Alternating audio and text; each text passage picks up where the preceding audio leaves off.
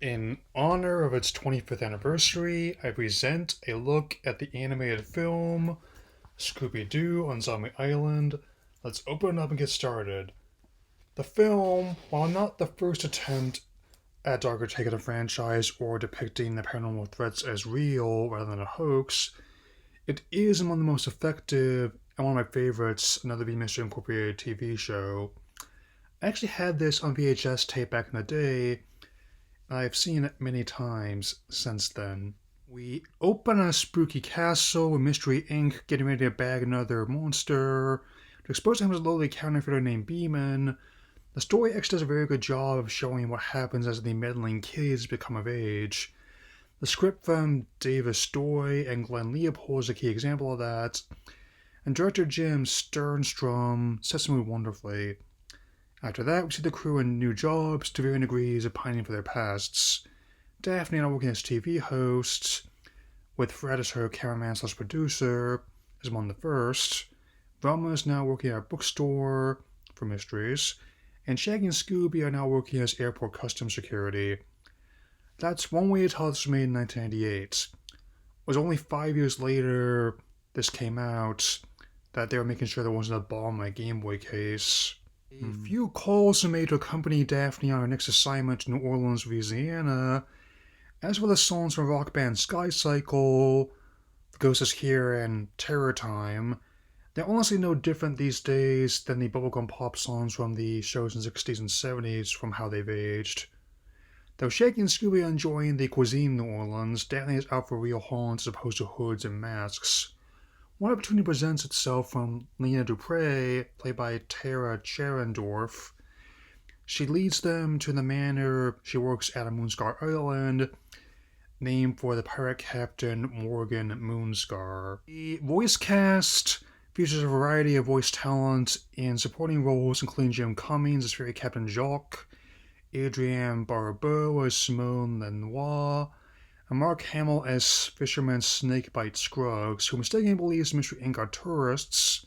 Also after Big Mona, the biggest catfish in the bayou alongside his boar, Mojo. I really like how New Orleans pilot lore is worked in the setting and the story. We'll come back to that in a bit. Let's point out Steve Ramson has a very good musical score in this film. Also appreciate second unit director Ishida Toru, who has had numerous anime credits since this movie. Scooby runs afoul of Gardner Neville, voiced by Cam Clark. They was for him sounding so stern not just because he sounds like the original Leonardo from Teenage Mutant Ninja Turtles.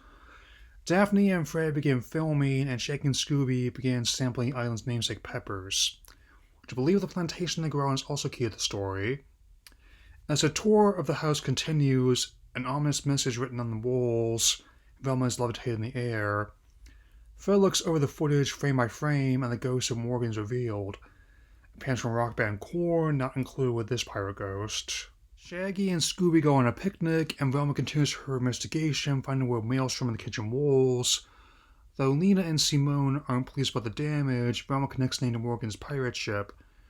I told you the pirate lore would be important, that's only example why. After running with Mojo and some cats, Shaggy uncovers human remains that begin to rise from their grave. Running with Bo Neville is only marginally less spooky. Suspects are popping up more and more, but the ferry doesn't run again until daylight. That means they have to stay the night, which also means staying for dinner. Romans goes an artifact of the Civil War, which also proves a point in the story. Dinner is consumed, there are foul spirits rising from the bayou sands. Though Fred remains a skeptic, Daphne suspects something larger is at hand.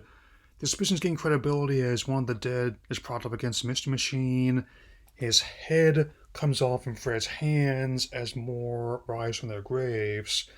Though Velma and Bo narrowly avoid a quicksand pit, the camera, and by proxy, the only proof of what's going on, sinks into it. More and more zombies rise from their graves in the bayou, and Shaggy and Scooby stumble into a shrine containing 3 wax voodoo dolls. Turns out those who made them made a mistake by not making any of Shaggy and Scooby. Turns out that Simone and Lena are behind everything and have been draining the life of the island's visitors for 200 years as part of a twisted pact of immortality. Even Jacques is a part of it. Turns out the cats she keeps are part of them being followers of cat deities. Simone reveals that she and Lena were the lone survivors of Moonscar's attack, and they have been cursed to pursue immortality every Harvest Moon since. Simone and Lena assume their final forms. Shaggy and Scooby nearly drain, but Daddy are unable to turn Simone and Lena's magic against them. The curse is broken as the Harvest Moon passes, with the zombies, Simone and Lena, and Jacques disintegrating like Belloc after he looked in the Ark of the Covenant. As Beau reveals himself as a detective, he agrees to interview with Daphne and will close everyone returning to the mainland. It's the simple things in life you enjoy sometimes, like cats and their milk, and some detectives with a Great Dane. The film kicked off a second win for the franchise, with new direct-to-video films coming out at least annually, and a new TV show being a recurrence as well. It's one of many adaptations never pass up a chance to revisit, and I'm glad to have shared my thoughts with you all. My final rating is a 4 out of 4. This won't be the only spooky film or piece of Scooby-Doo content I look at this year either. See you all again real soon.